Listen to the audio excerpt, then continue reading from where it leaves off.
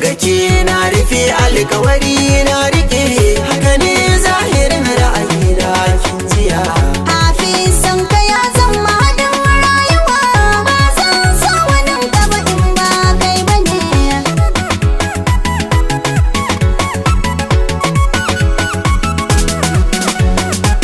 Kitina lokacin yayi ba makawa zani tare duka kwancin rayuwa, sannan yanzu na ja tunga na tsaya kare so na ki zan bai tabuwa.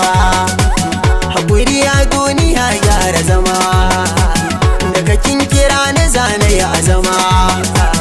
Duba so da kaunar ki suna faranta rai. Ai ka iya zance da zara kalaman soyayya, ka mallake raina akan haka ba na jayayya. Da ni ka amince mu ɗabbaka kyawun tarayya. Ina son ka kaunar ka ta ratsa jikina da jijiya. Baki bani zuciya a kyauta, ni kuma kin gaza na allikin ita.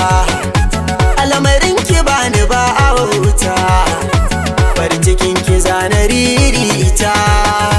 Ki so da so na gaske kan wata. Daga kallo ɗaya kaunar ka ta kama cikin sadari. Burina ɗaya wata rana ce mana ayyadari. Ba hannuna ka cika shi da zoben alkawari. Haɗin mu da kai zai sa makiya jinya. Ya koda na zauna jawo hannu na kita adani, na da cikon buri tun da baki ja in ja adani.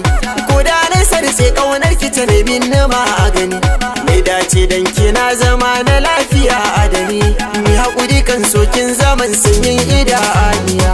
Tausaya, tausayi soyayya ce. Rausaya, rausaya wa murna ce. A duniya ta kai nake wa kallon dace.